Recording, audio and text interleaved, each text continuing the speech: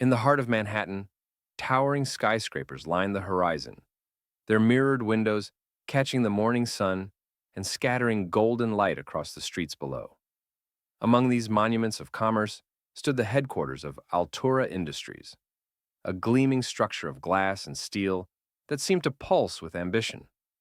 Inside, the air was charged with a constant hum, keyboards clicking, phones ringing, shoes tapping on marble floors, each sound layered into a symphony of corporate urgency.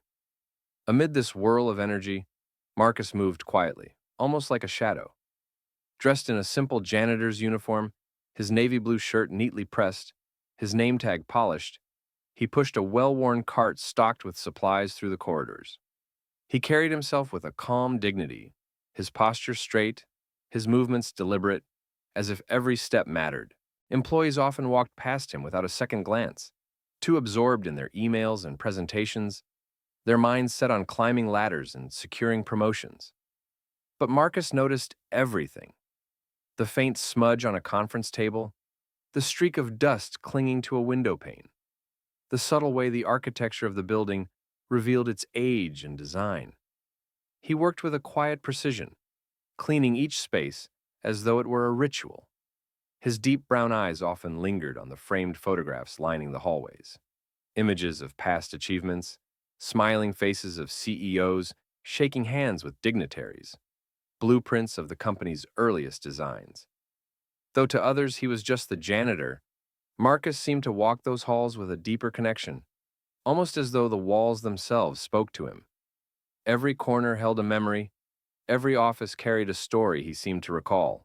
There was something about his presence that, if anyone looked closely, might have felt out of place, not because he didn't belong, but because he seemed to belong in a way far greater than anyone realized.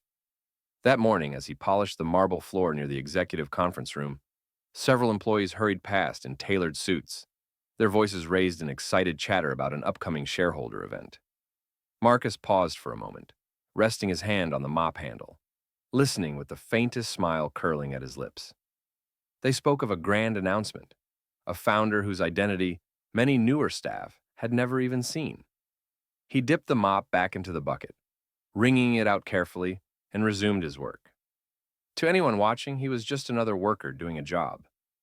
But there was a quiet confidence in his movements, an aura of patience and wisdom, as though he were a man simply waiting for the right moment to step out of the shadows.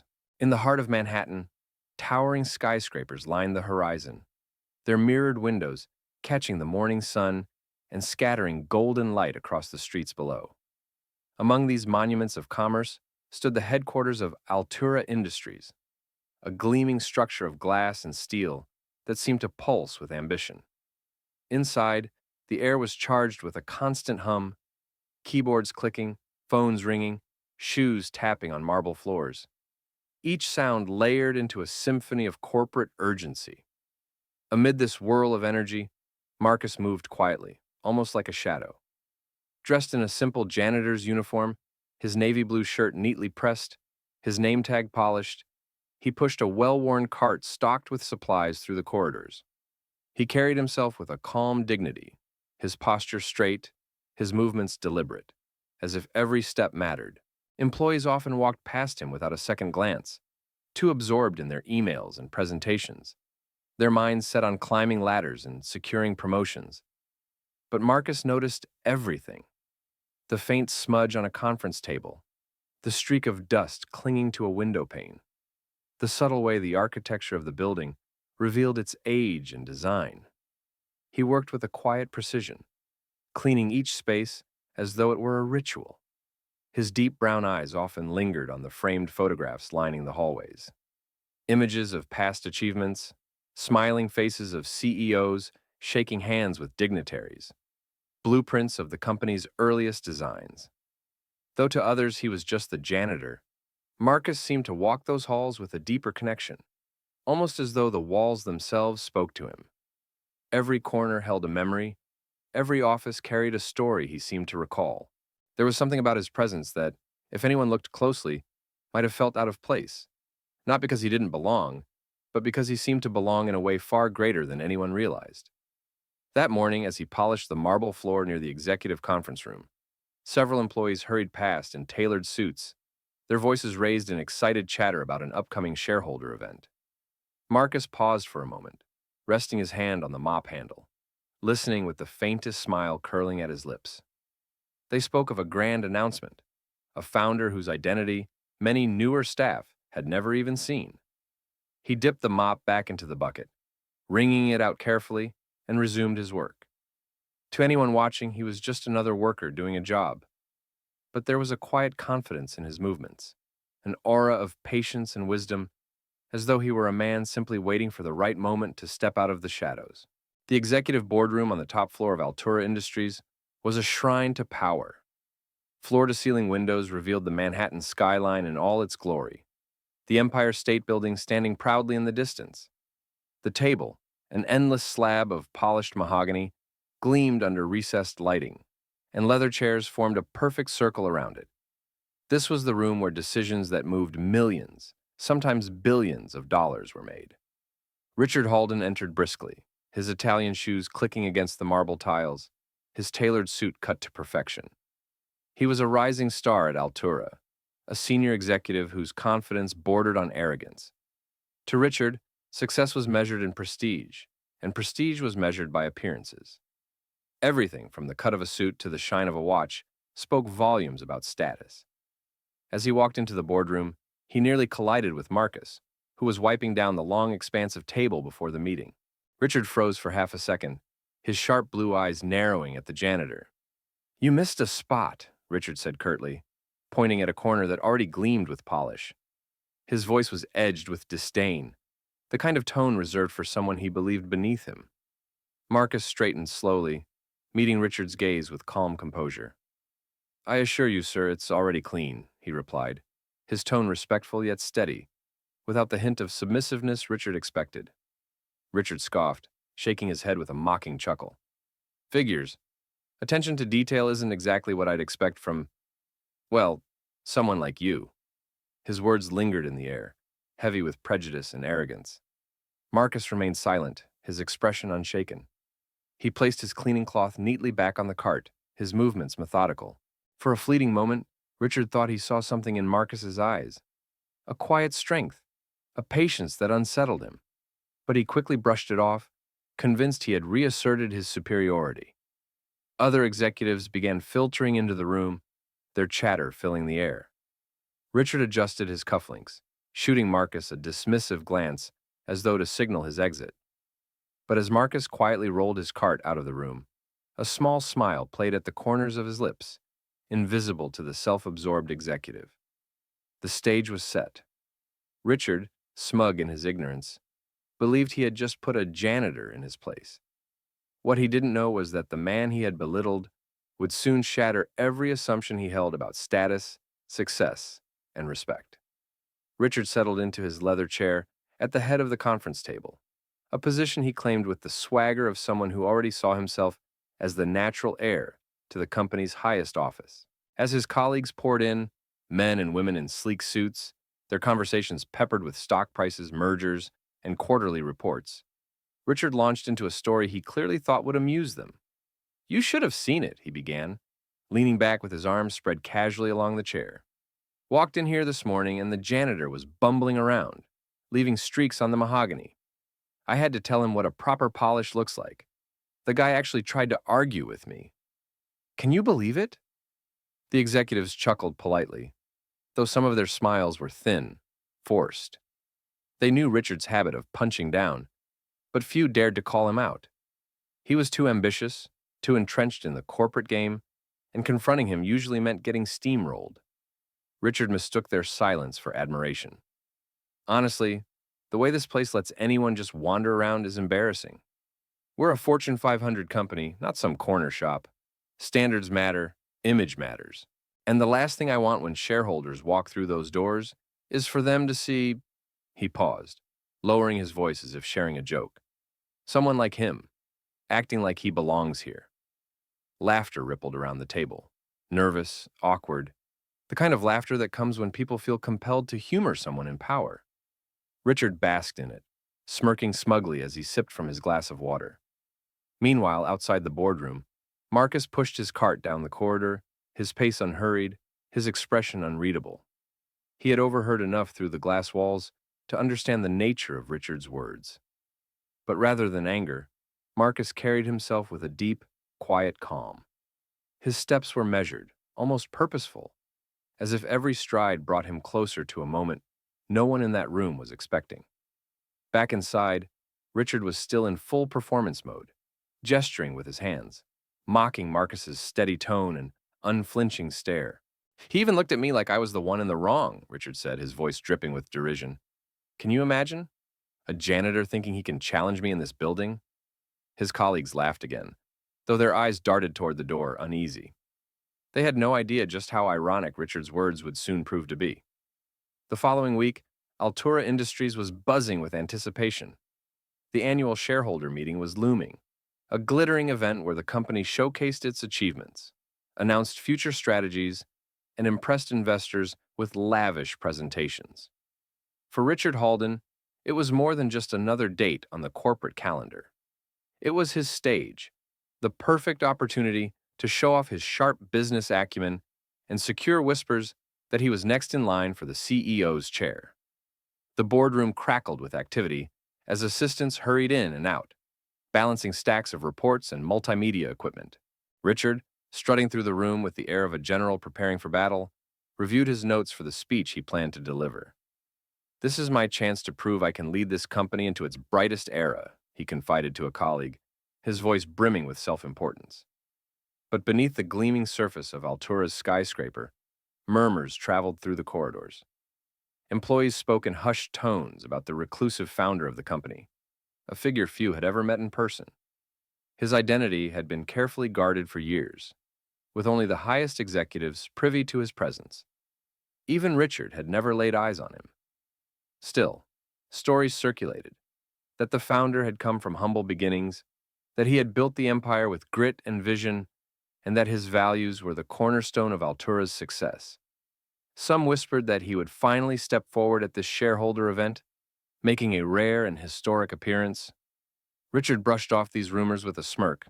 Whoever he is, it doesn't matter. He's old news. This company needs young blood, sharp minds, people who understand today's market. People like me. His confidence was intoxicating, blinding him to the weight of the legend he dismissed so easily. In the lobby, preparations for the grand event were underway. Massive banners displaying Altura's triumphs hung from the ceilings.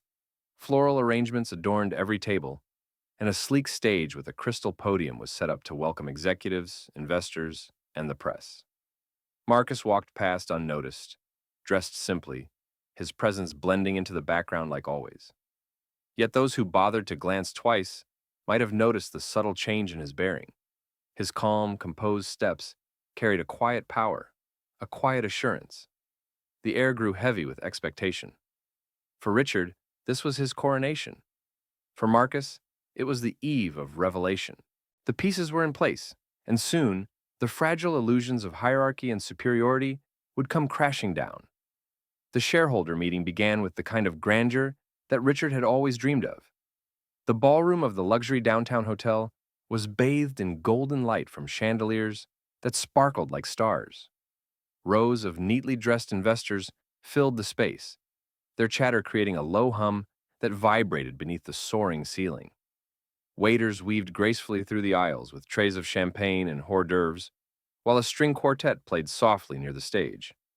At the front of the room stood a sleek podium, adorned with the Altura Industries logo. Screens on either side displayed the company's accomplishments over the past year: rising profits, expanding markets, and a future painted in bold, glossy numbers. Cameras from the press lined the back wall, waiting to capture every moment of the evening. Richard positioned himself in the wings, rehearsing his smile in the reflection of a polished panel. He was dressed in an immaculate navy suit, the pocket square folded into a perfect triangle. He glanced at his notes one last time and thought, "This is it. Tonight, I claim my place." When his name was announced, Richard strode onto the stage to polite applause. He gripped the podium as though it were his throne and launched into his speech with all the flourish he could muster. He spoke of innovation, of bold leadership, of his vision for Altura's future. He peppered his talk with rehearsed humor and charming anecdotes, watching the investors nod approvingly. Some even scribbled notes, and Richard swelled with pride. In the audience, Marcus had slipped quietly into a seat near the back, unnoticed by most. He wore a tailored but understated suit, elegant yet simple. His hands rested calmly on his lap, his eyes steady as he watched Richard command the stage. A few employees recognized him and whispered nervously, unsure whether to approach. But Marcus lifted a hand with a gentle smile, as if to say, "Not yet." Richard ended his speech with dramatic emphasis, spreading his arms wide. Altura Industries, he declared, is a company built on visionaries, leaders who know how to take charge and shape the future. And I, for one, am ready to step into that role. The room erupted in applause. Richard bowed slightly, convinced he had secured his moment of glory. He basked in the spotlight, blind to the shifting energy among the senior executives seated near the front row. They knew something Richard did not, that the true leader of Altura was about to step onto that stage. As Richard left the podium, smiling broadly and shaking hands, the MC returned to the microphone. "Ladies and gentlemen," she announced, her voice carrying a note of anticipation, "please welcome a very special guest.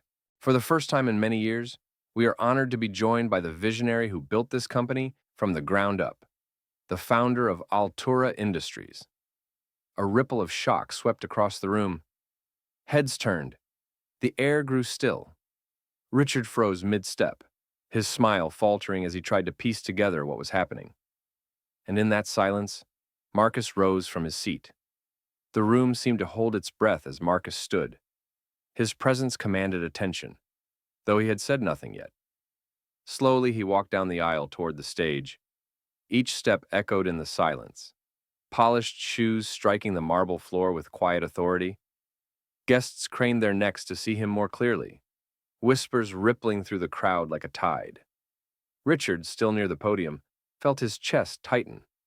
He recognized Marcus instantly, the man he had dismissed in the lobby not so long ago, the janitor he had mocked with a smirk.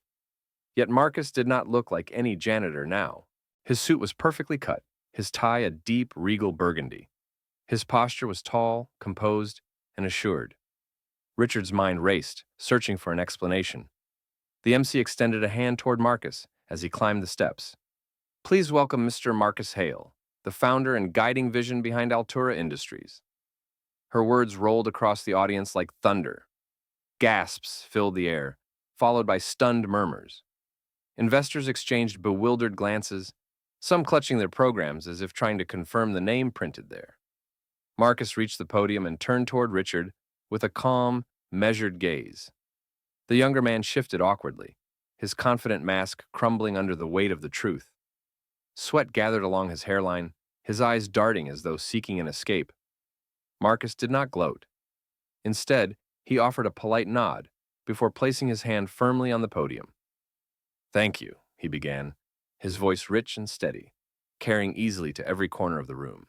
"It has been many years since I stood here, but Altura has always remained close to my heart.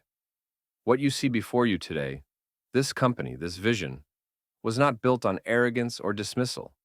It was built on dignity, perseverance, and respect for every person who contributed to its foundation." The audience sat spellbound. The quiet dignity in Marcus's tone contrasted sharply with Richard's earlier bravado. The words hung heavy in the air, and some investors shifted uncomfortably in their seats, their eyes flicking toward Richard. Richard swallowed hard, feeling smaller with each passing moment. His earlier arrogance, his scoffing tone, his disdainful glance at Marcus, they all replayed in his mind like a cruel montage. The truth was undeniable now. The man he had dismissed as beneath him was the very one who had built everything around them. The applause began softly, one pair of hands, then another. Soon, the entire ballroom erupted in thunderous clapping, rising to their feet in respect for Marcus. Cameras flashed, reporters scribbled furiously, capturing the dramatic reversal. Marcus stood tall, his calm smile a quiet triumph. Richard remained rooted to the side of the stage, heart pounding, his dream of glory collapsing into humiliation. The ovation still thundered when Marcus raised his hand, gently quieting the crowd. His eyes swept across the grand ballroom. Investors, executives, employees, and even Richard, standing rigid with humiliation. The silence grew thick, expectant. Marcus leaned slightly toward the microphone, his voice calm but carrying the weight of lived truth. "I want you all to understand something," he began, his tone steady, deliberate. "Success is not measured by how much you can look down on someone. True success is measured by how much dignity you grant others, whether they wear a tailored suit or carry a mop. I have seen too many men mistake arrogance for strength and prejudice for discernment. That is not leadership." The words struck like a hammer softened with velvet. Many in the audience lowered their heads, as if suddenly aware of their own silent complicity. Marcus continued, his gaze unflinching. "When I started this company, I did so with the belief that every person, no matter their background, race, or role, deserves respect. Without that principle, Altura would not stand here today. Let this moment remind us all. You never know the story, the sacrifices, or the brilliance behind the person you dismiss." The applause came again, louder, fuller, rippling with emotion. Guests rose to their feet, some with tears in their eyes, some clapping with the vigor of newfound conviction. The ballroom seemed to glow with the warmth of realization, the atmosphere charged with respect. Marcus gave a final nod and stepped back from the podium. A line of executives moved forward to shake his hand, faces bright with admiration. Cameras flashed in rapid succession, immortalizing his moment of vindication. Richard, however, remained frozen near the stage's edge. His face was pale, his confident smirk long gone, replaced by a look of naked regret. He felt the heat of every eye that glanced at him, not with admiration, but with thinly veiled contempt.